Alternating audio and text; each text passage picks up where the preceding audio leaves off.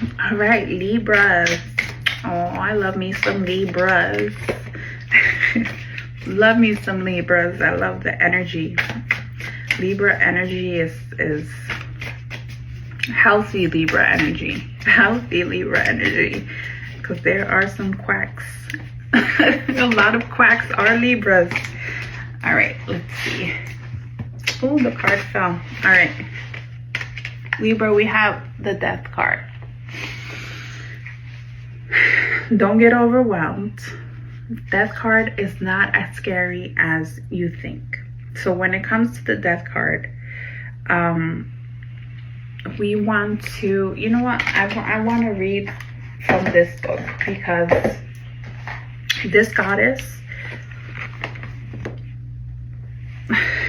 there's a lot of symbolism to her, right? And I want to make sure I have that for you.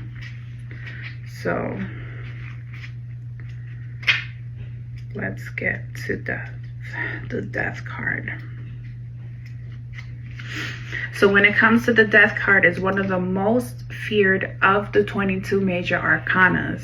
And in a culture that suppresses rituals of grief and release, this makes sense. But death points to another paradigm, where endings are not dreaded but seen as portals. Death and rebirth happen not as two instances on opposite ends of a linear cycle, but constantly at once, like the Ouroboros. The mother goddess Kali, that's her name, goddess Kali,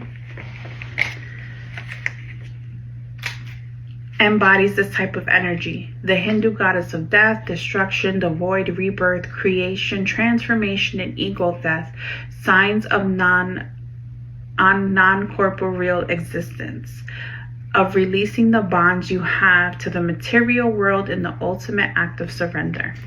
Only by embracing the inescapability of death can life become full of possibilities. In her emanation as China Masta, one of the 10 Mahavidyas, I'm butchering this word, I'm so sorry, or wisdom goddesses of tantric Hindu tradition, Kali becomes the goddess of ego death and guardian of Kundalini, the sexual energy that when roused leads to new states of consciousness. So death is an omen of change, rarely a literal death. Instead, it's an ending that makes way for a beginning. Death can feel like a breath of fresh air, the promise of something new on the horizon. Death also means total surrender. Release your resistance to endings and recognize the power in the both at once death and rebirth. Evolution sometimes comes from a sacrifice so deep that you have no choice but to yell into the abyss and give everything to the goddess without any expectations in return. So an affirmation that is great for this is, I surrender to the cosmic cycles of death and rebirth. So what is coming to an end for you? And what is asking to be rebirthed from this place? Stop holding on to that. Because when you're holding on to this thing, is you're what is it that's coming to an end that you keep holding on to? Is it a job? Is it a relationship, a situation? Is it a pattern that you're constantly in a cycle in? What is it that you know? You already know. You already said it in your head. And that's exactly what you need to let go of, Libra. And you need to grieve it as well.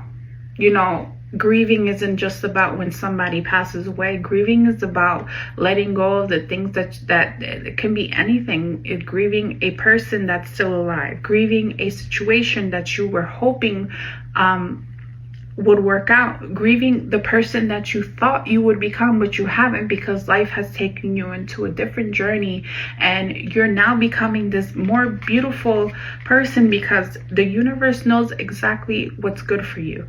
And even if you had in mind that you wanted to become a certain person, or you wanted to be this person at a certain time, who you wanted to be at this point in time in your life, and you're not, that's because the universe has bigger plans for you. And that's that person that you need to grieve in order for you to blossom into the person that you're supposed to become. And that's where I'm going to leave it.